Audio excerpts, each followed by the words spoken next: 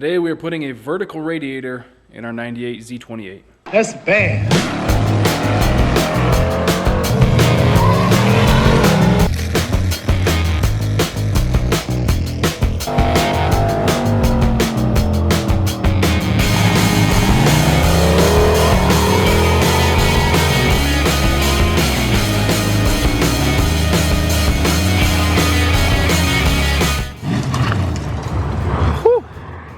Alright, so if you guys are familiar with F-bodies, then you know that the stock radiators are on a little bit of a monster angle, and they pretty much take up all this space because they lean forward super far. The top mount for this thing bolts here, and then it comes out, I want to say like here. It's ridiculous. It takes up a ton of space. So, as you can imagine, it is pretty common to do what's called a vertical radiator swap on these. And there's a ton of different ways you can do it. Oftentimes what people will do is they will notch this whole section out like that, and then just stuff one in there, make a couple quick little tabs, call it a day. But what I want to do is try and make it look a little bit more clean than that. So I want to leave this stock rad support intact as much as possible. So what we're going to do is we're going to notch out the bottom of it and basically leave this top skin in, and try and tuck the radiator underneath of it. Now, obviously, I'm not the first one to do this. It's been done many times before, each with their own little flavor, so this is going to be our attempt at it. So to start, it's always easiest to do a radiator swap like this when you actually have a radiator to work with. So I gave my boys at Summit a call, and they didn't answer, so I just ordered offline.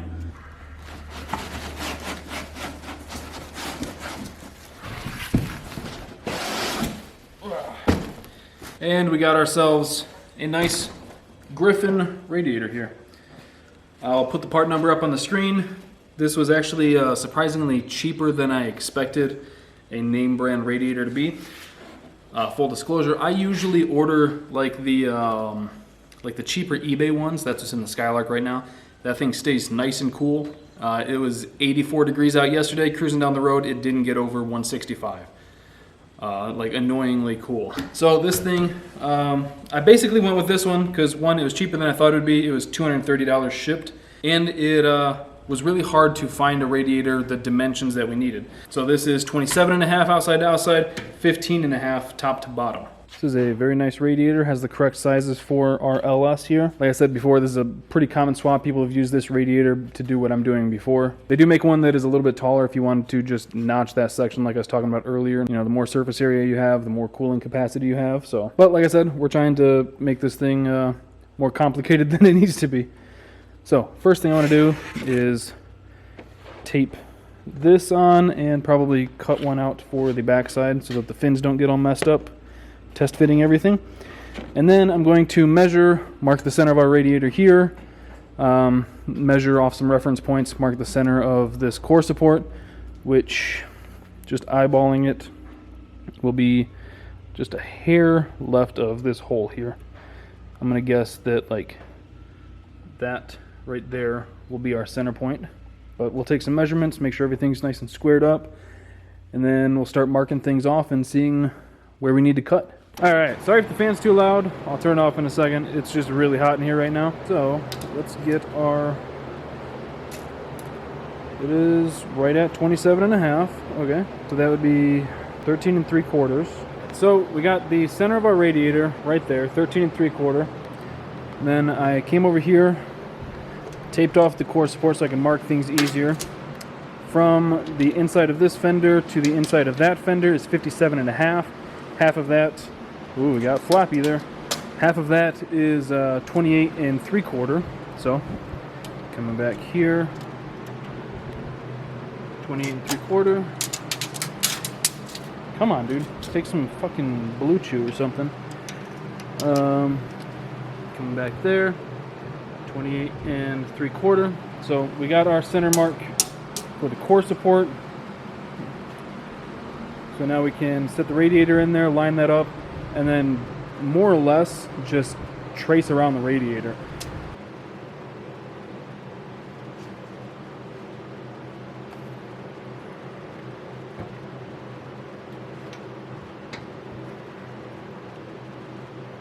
Move the battery over a little bit.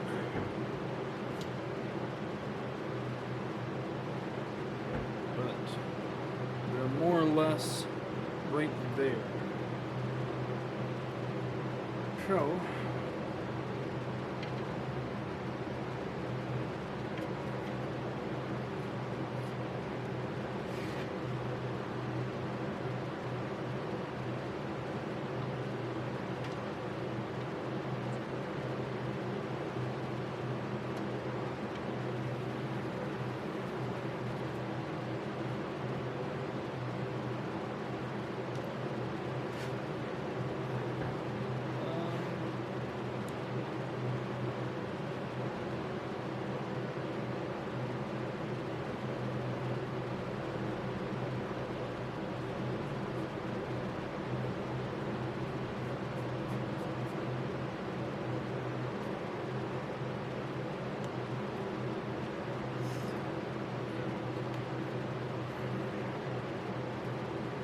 You back out of here.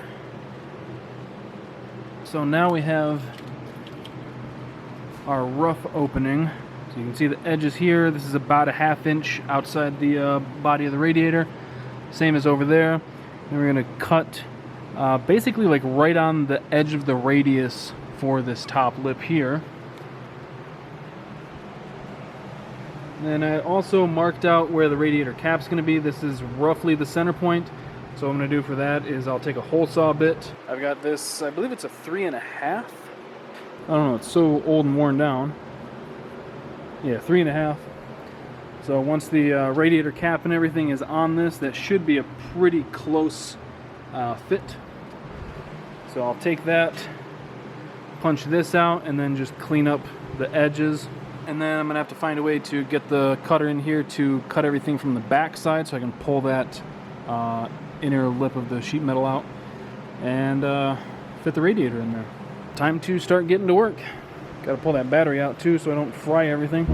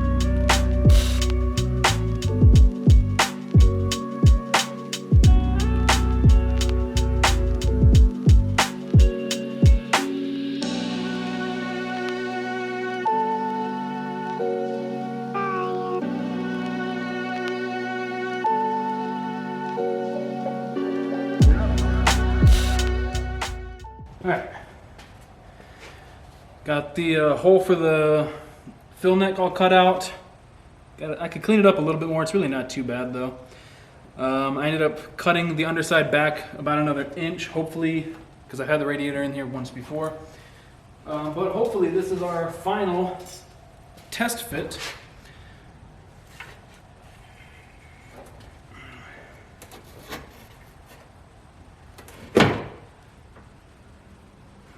That is pretty dang good. I could probably cut it back a little bit more to tuck this thing completely under it, which I might do. We still have quite a bit of a lip under here in a few spots. Not the whole thing, just like right in here and right in here. So I might mark that and then cut it back.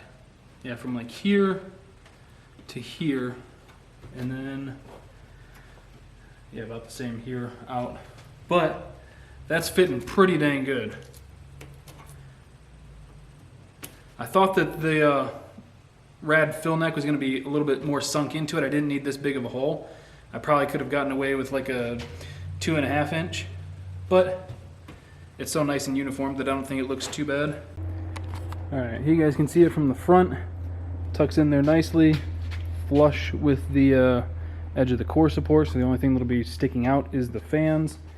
Speaking of fans, we got these 12 inchers that should do pretty okay. But yeah, they're only going to stick out, I think, at most 2 inches, 2.25. So that's pretty sick. Those are just some cheapies to get us by. If we need to in the future, we can always upgrade to like some derails. Yeah, so now to physically mount it, because right now it's just kind of sitting in place, I'm going to cut and weld some tabs off of the side here to, I want to order like some nut certs or something. Now, for the radiator hoses, the stock upper one should work fine. The lower one won't. So, what should work is this Gates 2144-1. And I think I was lied to be honest. Alright, so lion-ass internet got me again with that radiator hose. I'll find something to use it for in the future, or maybe I'll send it back. But either way, it was a waste of like 20-25 bucks. Luckily, I had one laying around. I think it might be the stock one for the Skylark. Not entirely sure though. I don't know what else it would have come off of. That one I cut like 3 inches off the top here, and that seems to work fine. The stock upper hose works fine. So we're all good there. So really the only things that would be left are welding on the tabs and putting the fans in. But aside from that, it went pretty quick. I think all in, even including running to the store to get a new hole saw bit, because this one was absolute junk. I think all in, I've got maybe 2 hours into this. Alright, so got a couple of these plates cut. They're about an 1/8 inch thick, 2 inches wide. Got those cut so we can get those welded on, but I'll show you how they fit right now. So you can see where I marked on the radiator. Gonna weld it right there, and then that is open, so I can just run a nut and bolt through there.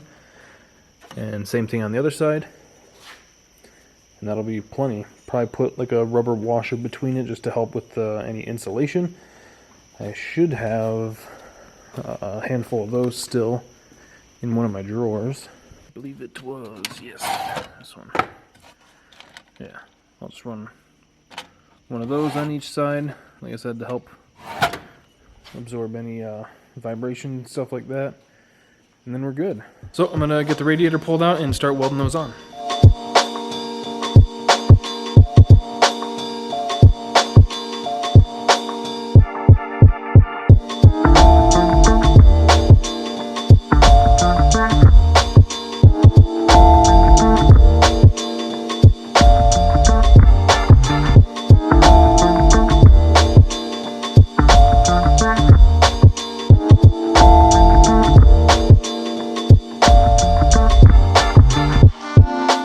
Can't remember where I left off, but I got the tabs welded on for it. We got the hoses on. the little protective cardboard is off so we can actually see what the finished result looks like now. And I gotta be honest, looks pretty damn good. That is the stock upper hose. Like I said earlier, I'm pretty sure this bottom one is the stock one from the Skylark, perhaps. Some sort of A-body. If not, then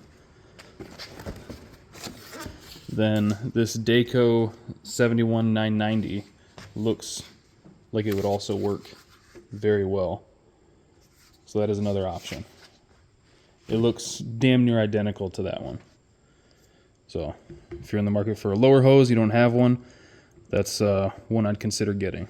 You might have to have this bottom section on a little bit of a pinch, kind of like this one is, but it's not gonna restrict anything or anything like that, so I might actually throw this one on it just because that one's a little flimsy from being so old. But yeah, that is our tucked radiator install on our 98 Camaro.